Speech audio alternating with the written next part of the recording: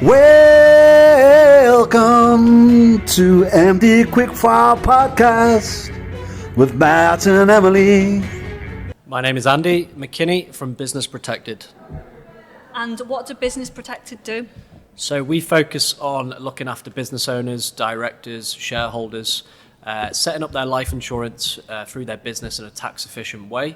What we can also do is protect their income. So if they were off work on a long-term sickness or something really bad like a critical illness, then we could look at protecting their income, also on a tax efficient way. Then we also look after various different shareholders within business. So a shareholder might not necessarily be involved in the business, but there could be a huge risk if anything happened to that shareholder, which would naturally disrupt the business, and they would likely want their shares back if they were critically unwell, or if they, even worse, passed away. Their spouse or their partner or their beneficiary would want the true value of those shares if they were in business. So what I do is provide the insurance around that, so ensure that the business could get paid out and buy back those shares to the remaining shareholders so they could remain in control of that business. Otherwise, you'd be in a sticky situation if you didn't have that cash flow there. We also look at protecting key people within a business. So that could be the director themselves, or it could be a key employee, say a head of sales. What would happen to the business if they were off work on long-term sickness? It would disrupt the profits for sure.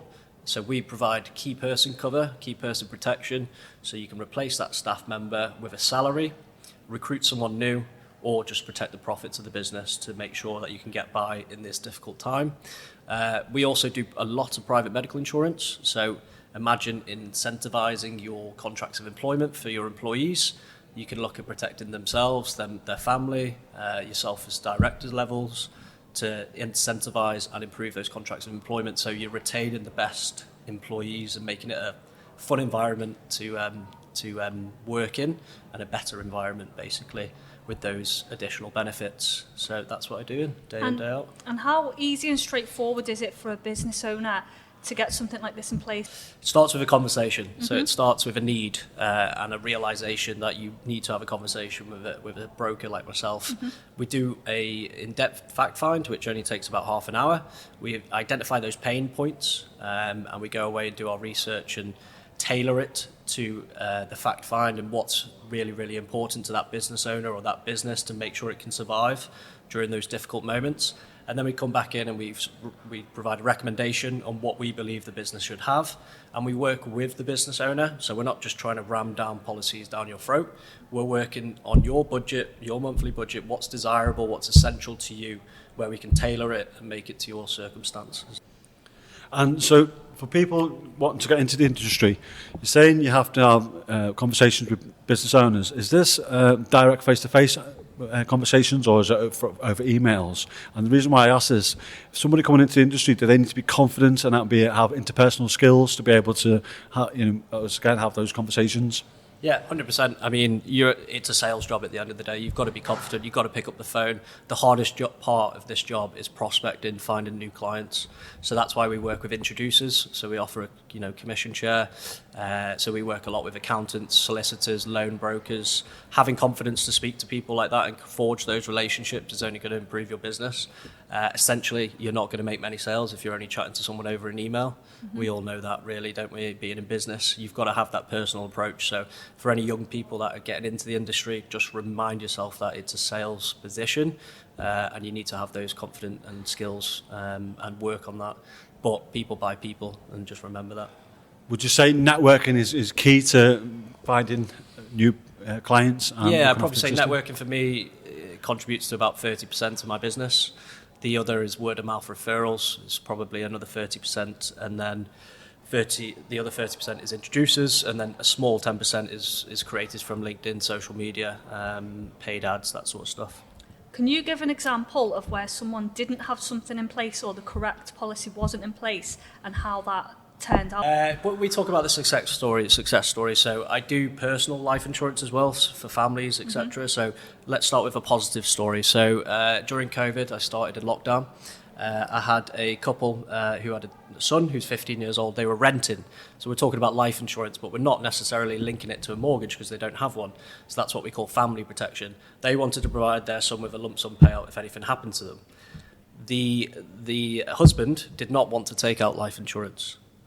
So it took me several meetings with him to persuade him to take this policy out. But he did pass away 6 months later, and I managed to provide his wife a payout of £100,000.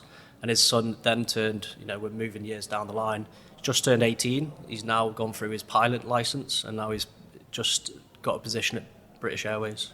Oh, that's a great story, yeah. Again, taking that, taking out the policy for you, probably for your persistence and saying, this is very important. You need to be able to have it in place. Exactly. And then a negative one is, doing business protection. So what we do is we go through, an overview, and often we'll get a disclaimer at the end of it if a certain business owner doesn't want to take out a certain section of the policies, i.e. critical illness cover or key person cover. So one of his key members of staff, his head of sales, got in touch, business owner got in touch with me and says, Andy, what did we put in place? I can't remember. And I had to say, unfortunately, you weren't covering that employee. So he lost his head of sales, who contributed to 80% of his profits. Wow. So it was a massive hit to the business. Yeah. So initially, he managed to survive on the money within the business. However, then after a 6-month period, he had to go outside and source. He had to speak to a loan broker, and he had to get some cash flow coming in to the business to help him survive. So that was a negative impact. Yeah. Luckily, the guy come back, and he was off work for 9 months. But it put it into perspective, and now that he improved his policies for future reference. I bet you did, didn't you? Put them all in place. And you've got a fantastic, it's not a hobby, is it? It's a profession, and you do your ice skating. Yeah, so I've been playing ice hockey since the age of 5. I went away to Canada at the age of 16, where I started taking it proper serious. Come back at 18 and was offered a semi-professional contract. By the age of 21, I had a professional contract, so I was playing in the top division in the UK. When I hit about 24, I dropped back down so I could focus on playing semi-professional, so working, university, that sort of stuff alongside the sport. And then, recently I've been playing at my local club again, where I grew up playing. Ice hockey's kind of been my life. And your local club is called? The D-Side Dragons. Yeah, I've been there. I've seen it first hand with your combats and the battling. It's incredible. It's such a great environment to be in. And you can see the passion of the fans, especially when you scored some cracking goals as well, didn't you? Yeah. So congratulations on that. Thank you. So you've got a random question then. So your random question, how many fights do you think you've had on doing your professional career? One season I had 15 fights in one season. So Sin-binned?